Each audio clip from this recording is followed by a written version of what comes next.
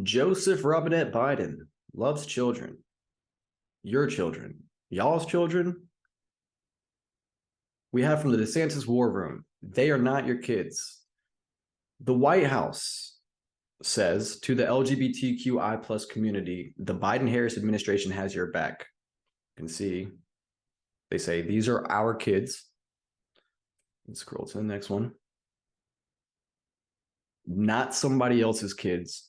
They're all our kids.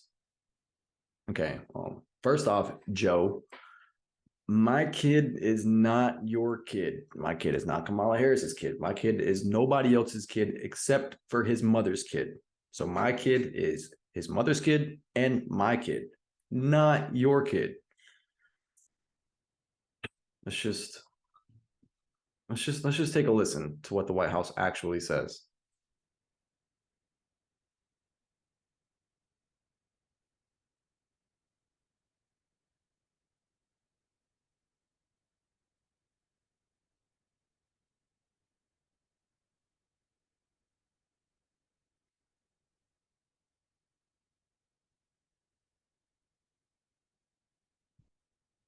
Okay. So again, first off, no, Joe, they're not your kids. Oh, I'm sorry. Second off,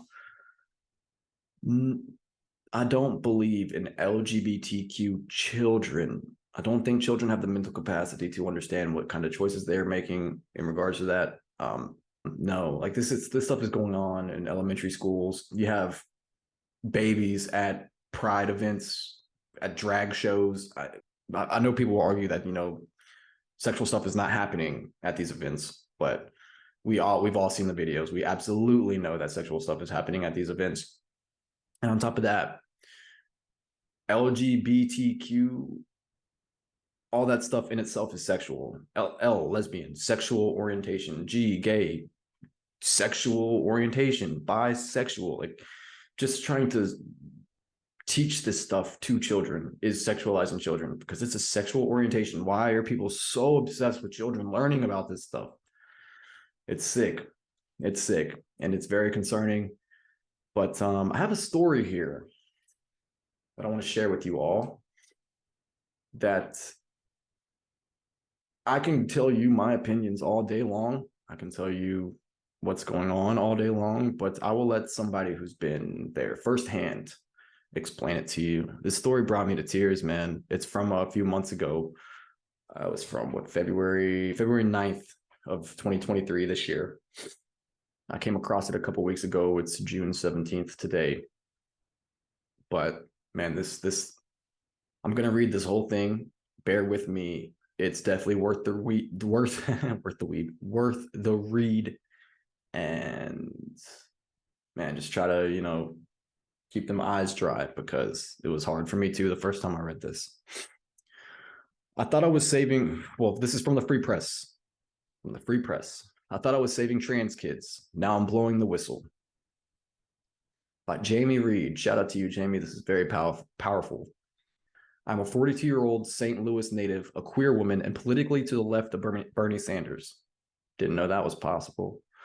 My worldview has deeply shaped my career. I have spent my professional life providing counseling to vulnerable populations, children in foster care, sexual minorities, the poor. For almost 4 years, I worked at the Washington University School of Medicine Division of Infectious Diseases with teens and young adults who were HIV positive. Many of them were trans or otherwise gender nonconforming, and I could relate. Through childhood and adolescence, I did a lot of gender questioning myself. I'm now married to a trans man, and together we are raising my 2 biological children from a previous marriage and 3 foster children we hope to adopt.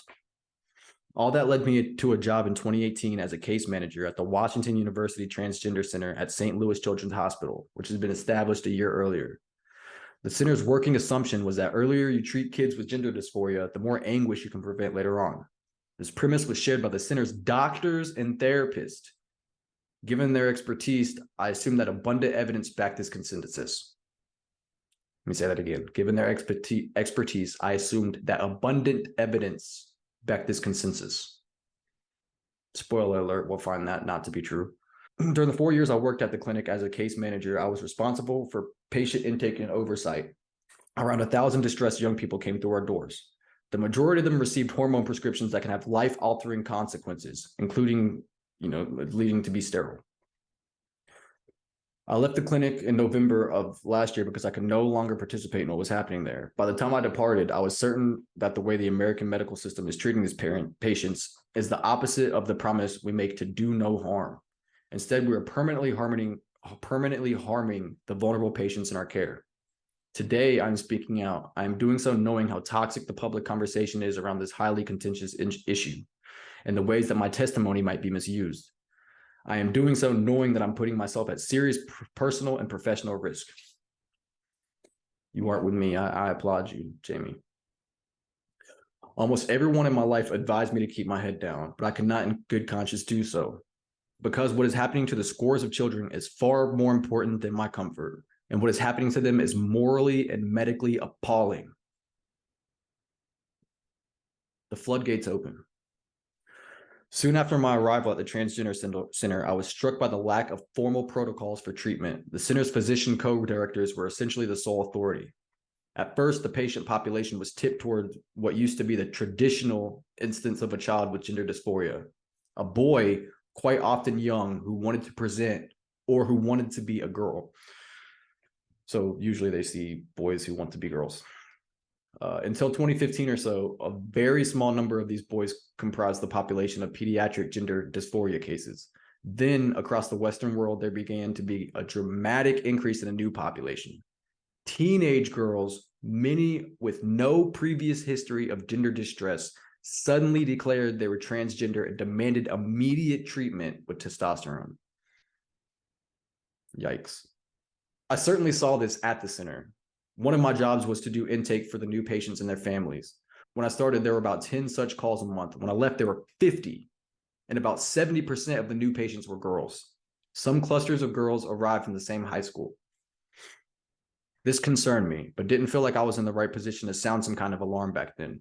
There was a team of about 8 of us, and only one other person brought up the kinds of questions I had. Anyone who raised doubts ran the risk of being called a transphobe. I wouldn't have cared. Call me a transphobe. I don't care. That's wrong. The girls who came up to us had many comorbidities: depression, anxiety, ADHD, eating disorders, obesity. Many were diagnosed with autism or had autism-like symptoms. This is important now. A report last year on a British pediatric transgender center found that about one-third of the patients referred there were on the autism spectrum. I'll read this little couple sentences again. The girls who came up to us had many comorbidities: depression, anxiety, ADHD, eating disorders, obesity. Many were diagnosed with autism or had autism-like symptoms. A report last year on a British pediatric transgender center found that about one-third of the patients were referred there were on the autism spectrum. Wild. Let me pause. Let me look up. I just had a thought. Let me look up how many kids or how many people have autism. How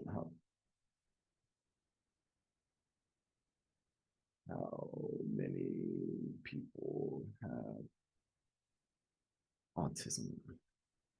1 in 36 children.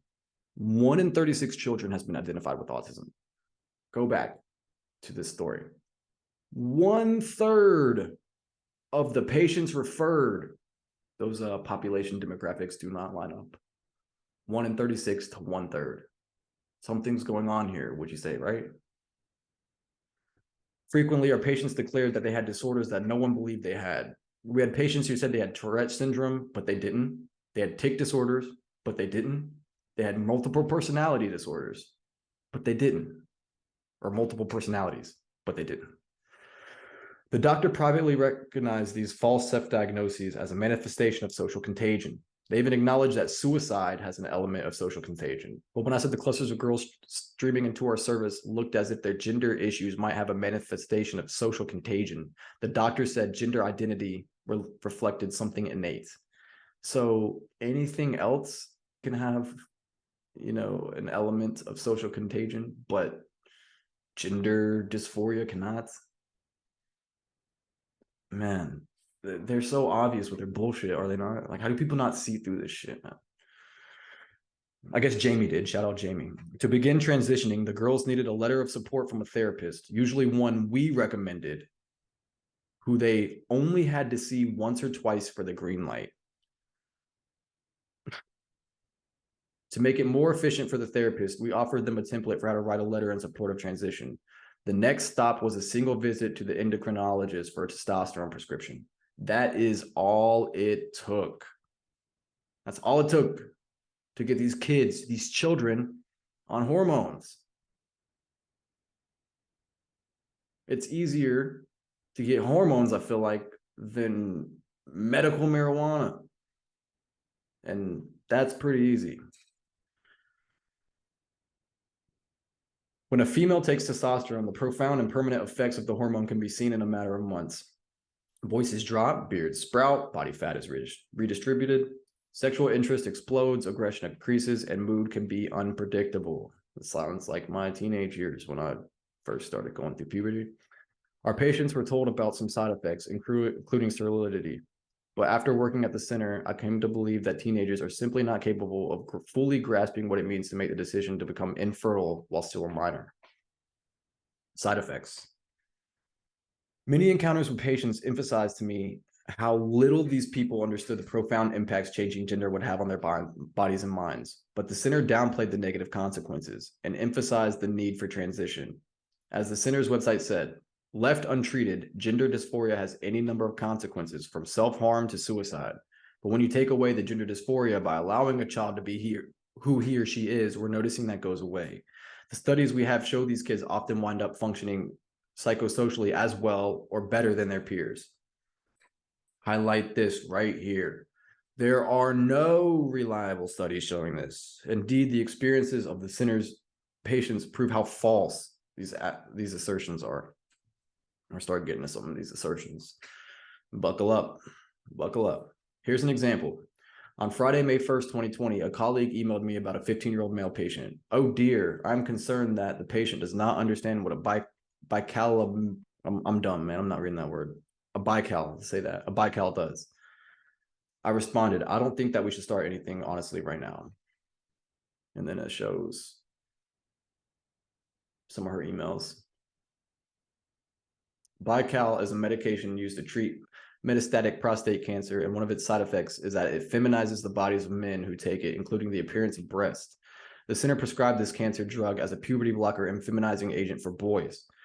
As with most cancer drugs, Bical has a long list of side effects, and this patient has experienced one of them, liver toxicity. He was taken to another unit of the hospital for evaluation and immediately taken off the drug. Afterward, his mother sent an electronic message to the transgender center saying that we were lucky her family was not the type to sue. Y'all should have. I would have, well, you shouldn't even let your kid take these in the first place, but definitely should have sued. How little patients understood that they were getting into this was illustrated by a call we received at the center in 2020 from a 17-year-old biological female patient who was on testosterone. This is where it starts getting really bad. She said she was bleeding from the vagina. In less than an hour, she had soaked through an extra heavy pad, her jeans, and a towel she had wrapped around her waist. The nurse at the center told her to go to the emergency room right away. We found out later this girl had had intercourse, and because the testosterone thins the vaginal tissues, her vaginal canal had ripped open. She had to be sedated and given surgery to repair the damage. She wasn't the only vaginal laceration case we heard about. Imagine that. Imagine that. Other girls were disturbed by the effects of testosterone on the clitoris, which enlarges and grows into what looks like a microphallus or a tiny penis. I counseled one patient whose enlarged clitoris now extended below her vulva, and it chafed and rubbed painfully against her jeans. Jesus. I advised her to get the kind of compression undergarments worn by biological men who dress to pass as female. At the end of the call, I thought to myself, wow, we hurt this kid. They're hurting children. This stuff is hurting children, everybody. You please get that to your heads. This is not being inclusive. This is not being kind. This is evil. This is evil. There are rare conditions in which babies are born with an atypical genitalia, cases that call for sophisticated care and compassion. But clinics like the one where I worked at are creating a whole cohort of kids with atypical genitals. And most of these teens haven't even had sex yet. They had no idea who they were going to be as adults. Yet all it took for them to permanently transform themselves was 1 or 2 short conversations with therapists. And man, we know how these therapists and these university systems lie, man. They lie in one direction. 90% of the people who work in these institutions lie in one direction. And that direction is woke, leftist bullshit that they will take your children and harm them and laugh in your face about it because they won. Being put on powerful doses of testosterone or estrogen, enough to try to trick your body into mimicking the opposite sex, affects the rest of the body. I doubt that any parent who's ever consented to give their kid testosterone, which is a lifelong treatment, knows that they're possibly signing their kid up for blood pressure medication, cholesterol medication, perhaps sleep apnea and diabetes. But sometimes the parents' understanding of what they had agreed to do to their children came forcefully. In this email, please be advised, I'm revoking my consent for this course of medical treatment. Grades have dropped. There's been an inpatient behavioral health visit, and now he's on 5 different medications: Lexapro, Trazodone, Buspar, etc. Redacted is a shell of his former self riddled with anxiety. Who knows if it's because of hormone blockers or the other medications? I revoke my consent. I want the hormone blocker removed. Thank you. Don't put your kids on this shit, man. Neglected and mentally ill patients. Besides teenage girls, another group was referred to us: young people from the inpatient psychiatric unit or the emergency department of St. Louis Children's Hospital. The mental health of these kids was deeply concerning. There were diagnoses like schizophrenia, PTSD, bipolar disorder, and more. Often they were already a fistful of pharmaceuticals. This was tragic, but unsurprising given the profound trauma some had been through. Yet no matter how much suffering or pain a child had endured or how little treatment and love they had received, our doctors viewed gender transition, even with all the expense and hardship it entailed, as the solution. Can I repeat that? Our doctors viewed gender transition as a solution, even with all the expense and hardship it entailed. Some weeks it felt as though almost our entire caseload was nothing but disturbed young people. Just a side note, when I see a lot of these videos on Twitter, Lives of TikTok comes to mind. I'm watching these people, and these are not mentally with it people. They are not like they just seem elsewhere. They don't seem here. They don't seem collected. It's hard to put your finger on exactly what it is, but they're kind of lost and just out there. I noticed that a lot with people identifying as something other than what they were born as biologically. For example, one teenager came to us in the middle of summer 2022 when he was 17 years old and living in a lockdown facility because he had been sexually abusing dogs. He had an awful childhood. His mother was a drug addict. His father was imprisoned, and he grew up in foster care. Whatever treatment he had been getting, it wasn't working. During our intake, I learned from another caseworker that when he got out, he planned to reoffend because he believed the dogs had willingly submitted. It's kind of what I was just talking about. These people are not just there.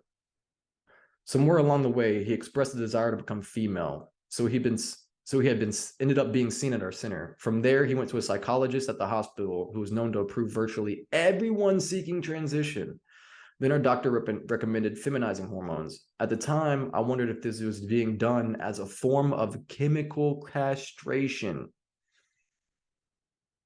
Let's chemically castrate this kid so he can stop having sex with dogs. Let's trick him into becoming a girl so we can chemically castrate him. What was he, 17? 17. Jesus Christ. That same thought came up again with another case. This one was in the spring of 2022 and concerned a young man who had intense obsessive compulsive disorder that manifested as a desire to cut off his own penis after he masturbated. This patient expressed no gender dysphoria, but he got hormones too. I asked what protocol the doctor was following, but I never got a straight answer.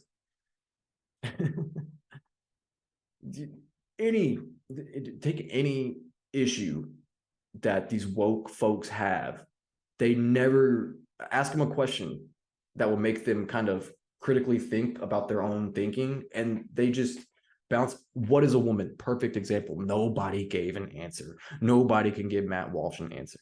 Adult human female. It's all you have to say. What is a woman? These people, what is a woman? Is a woman is a woman. Like, they talk in circles, man. Another disturbing aspect of the center was its lack of regard for the rights of parents and the extent to which doctors saw themselves as more informed decision makers over the fate of these children.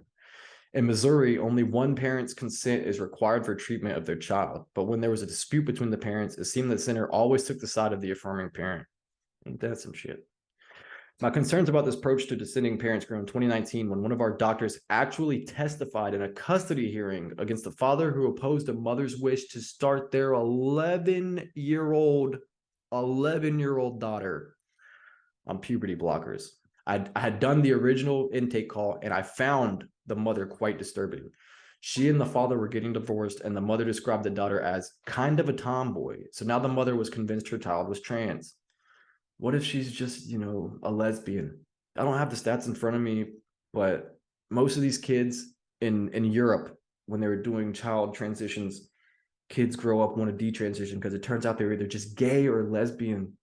It's not like they wanted to be a boy or a girl. They were just gay or lesbian, but the medical system and these woke ideologies indoctrinated, groomed them into transitioning. The mother described the daughter as kind of a tomboy. So now the mother was convinced her child was trans. But when I asked if her daughter had adopted a boy's name, if she was distressed about her body, if she was feeling like a boy, the mother said no. I explained the girl just didn't meet the criteria for an evaluation. Then a month later, the mother called back and said her daughter now used the boy's name, was in distress over her body, and wanted to transition. Wow, it's like she called the hospital and was like, hey, can my child transition? They're like, no, we need this, and this thing. Oh, okay. And her mother got this, and this thing. I think the child came up with those things. No, an 11-year-old girl did not make the decision to do that. That mother, that poor father, man, trying to fight it. And like, parents, whether you're a man or a woman, make sure your partner, when you're about to raise children, isn't fucking psycho. Our providers decided that the girl was trans and prescribed a puberty blocker to prevent her normal development. The father adamantly disagreed, said this was all coming from the mother, and a custody battle ensued. After hearing where a doctor testified in favor of the transition, the judge sided with the mother. I want my breast back. Because I was the main intake person, I had the broadest perspective on our existing and prospective patients. In 2019, a group of people appeared on my radar: desisters and detransitioners. Desisters choose not to go through with a transition. Detransitioners are transgender people who decide to return to their original birth gender. The one colleague with whom I was able to share my concerns agreed with me that we should be tracking desistance and detransition. We thought the doctors would want to collect and understand this data in order to figure out what they had missed. We were wrong. One doctor wondered aloud why he would spend time on somebody who was no longer his patient. They didn't want Jamie, they didn't want you and your colleague taking this data because they knew it was harming kids, and they knew if it got out that they were harming kids, then their money and their profits would be in trouble. But we created a document anyway and called it the red flag list. Good for you guys, gals. But good for y'all. I don't even know anymore what to refer to people as. It's all fucking insane. It was an Excel spreadsheet that tracked the kind of patients that kept my colleague up and me up at night. One of the saddest cases of detransition I witnessed was a teenage girl who, like so many of our patients, came from an unstable family, was in an uncertain living situation, and had a history of drug use. The overwhelming majority of our patients were white, but this girl was black. She was put on hormones at the center when she was around 16. When she was 18, she went in for a double mastectomy, what's known as top surgery. She got both her breasts removed. 3 months later, she called the surgeon's office to say she was going back to her birth name and that her pronouns were she and her. Heartbreakingly, she told the nurse, "I want my breasts back." The surgeon's office contacted our office because they didn't know what to say to this girl. My colleague and I said that we would reach out. It took a while to track her down, and when we did, we made sure that she was in decent mental health and that she was not actively suicidal, that she was not using substances. The last I heard, she was pregnant. Of course, she'll never be able to breastfeed her child. you have children, man, you know just how devastating and tragic and sad all this shit is, man. This is like Joe Biden. But going back to the White House, these are our kids. But Joe Biden says these are our kids. No, Joe Biden, these are not your kids. And you're pushing policies that harm these children. You don't give a damn about these kids, Joe. My concerns about what was going on at the center started to overtake my life. By spring 2020, I felt a medical and moral obligation to do something. So I spoke up in the office and sent plenty of emails. Here's just one example. On January 6, 2022, I received an email from a staff therapist asking me for help with a case of a 16-year-old transgender male living in another state. Parents are open to having the patient see a therapist, but are not supportive of gender, and patient does not want parents to be aware of gender identity. I'm having a challenging time finding a gender-affirming therapist. I replied, I do not ethically agree with linking a minor patient to a therapist who would be gender-affirming with gender as a focus of their work without that being discussed with the parent and the parent agreeing to that kind of care. I absolutely agree with that statement, Jamie. I do have to point out one thing that did piss me off that you did. You say that I do not ethically agree. You know, the parents should be involved. But look at the bottom of her email. With that being said, we have a list of therapists for blank attached, for redacted attached. So I don't agree. So basically she's saying, I don't agree. You know, parents should be involved. But here's the list you asked for. Don't give these people what they want, man. If you're going to push back, push back. I mean, I guess you are now, like, you blowing the whistle on this, and I appreciate that. Man. In all my years at the Washington University School of Medicine, I had received solidly positive performance reviews. But in 2021, that changed. I got a below average mark for my judgment and working relationships / cooperative spirits. Although it was described as responsible, conscientious, hardworking, and productive, the evaluation also noted, at times, Jamie responds poorly to direction from management with defensiveness and hostility. Of course you do, because you're going to negatively impact their profit. Shut up. Let us make money, Jamie. Shut up, says the doctors. Things came to a head at a half-day retreat in the summer of 2022. In front of the team, the doctor said that my colleague and I had to stop questioning the medicine and the science as well as their authority. Then an administrator told us we had to get on board or get out.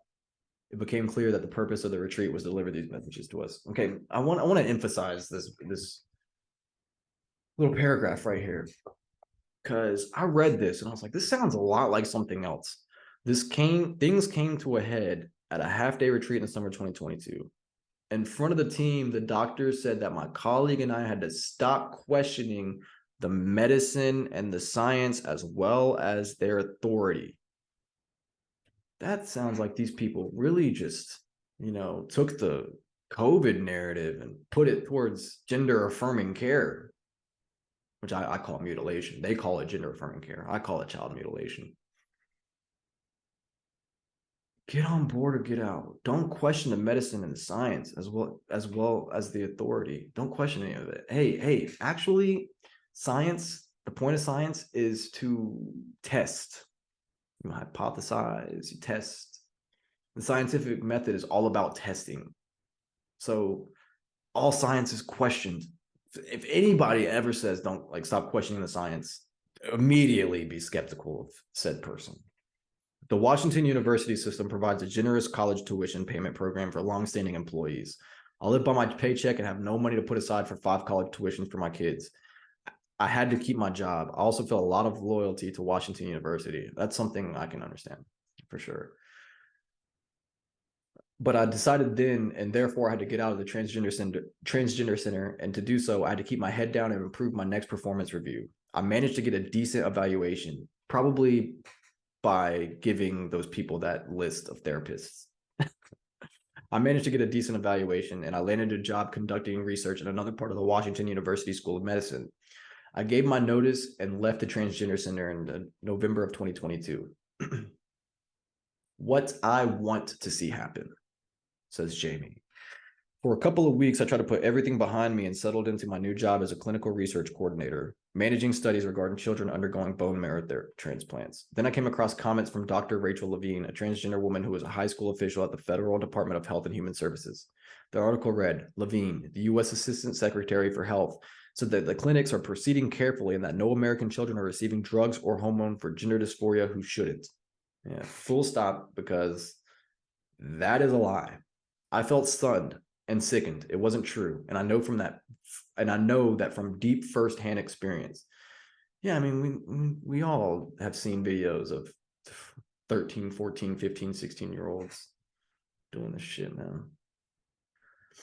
So I started writing down everything I could about my experience at the Transgender Center. 2 weeks ago, I brought my concerns and documents to the attention of Missouri's Attorney General. He is a Republican. I am a progressive. To the left of Bernie Sanders, she says. But the safety of children should not be a matter for our culture wars. Yes, yes, yes. Somebody gets it, man. Somebody gets it. Like, I don't care. Like, I'm a libertarian, to be transparent. Like, if you present an argument to me that is more compelling than the argument I have, I will agree with you and change my perspective on these things. But I refuse to have any conversation about children being allowed to do any of these things that the so-called left or progressives, just the woke mob, because there are good leftists that are not woke, just keep children out of it. Given the secrecy and lack of rigorous standards that characterize youth and gender transition across the country, I believe that to ensure the safety of American children, we need a moratorium on the hormonal and surgical treatment of young people with gender dysphoria. Agreed. In the past 15 years, according to Reuters, the U.S. has gone from having no pediatric gender clinics to more than 100. A thorough analysis should be undertaken to find out what has been done to their patients and why, and what the long-term consequences are. There's a clear path for us to follow. Last year, England announced that it would close the Tavistock's youth gender clinic, then the NHS's only such clinic. Then the NHS's only such clinic in the country after investigation revealed shoddy practices and poor patient treatment. Sweden and Finland, too, have investigated pediatric transition and greatly curbed the practice, finding there is insufficient evidence of help and danger of great harm. Some critics describe the kind of treatment offered at places like the Transgender Center where I worked as kind of a national experiment, but that's wrong. Experiments are supposed to be carefully designed. Hypotheses are supposed to be tested ethically. The doctors I worked alongside at the Transgender Center said frequently about the treatment of our patients. We are building the plane and we are flying it. No one should be a passenger on that kind of aircraft. Man, that's some heavy shit. Shout out to Jamie for, blowing the whistle on this. There's a lot of great insight in it. And I mean great as in it's good that we are finally knowing this information, that the actual insight itself is fucking horrible. You don't want any of this shit going on.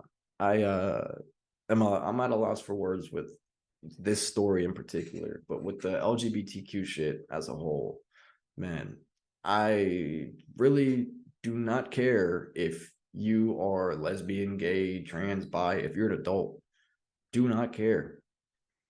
Keep it away from children. That is where I draw a line. And I feel like most people in the country did not care whether you're gay, trans, bi, lesbian, whatever alphabet letter you wanted to identify with. All right, go ahead. Do not project any of this shit on children. The minor attracted persons and shit like that, man. Give me a fucking break. Now that I'm, am kind of at the end of this video, I just kind of want to explain to you all about, what I plan to do with this channel. I want to talk about just things that I'm interested in. Very interested in culture, political culture. I'm not great with policy, but just like shit like this, it intrigues me. Also, I feel like as a dad, as a father, when it comes to this particular issue, I need to speak up. I need to, because I refuse to have my son living in a world where people are trying to push this shit. I will push back, and I will push back harder because I have love for my child. But yeah, I'm a big Bitcoin guy. I work in finance, talk about some markets and stuff. and maybe make a little side football channel because I'm big on the NFL too. So again, uh, libertarian stuff, crypto stuff, finance stuff, stuff like this. If you enjoyed this content, man, please hit the like button, hit the subscribe. There will be more to come. This is like my first time I'm doing this, so definitely need to improve. I will listen to this back and be like, oh, damn, that was awful. But if you want to be here for the journey, man, have anything for me to look up and look into that you want to hear my opinion on, comment below. Find me on Twitter, Strati T. So that's me, my good looking fiance right there. But yeah, at Strati T, man. So yeah, subscribe, hit the like, be more coming soon. Keep your kids off these fucking hormones. Peace.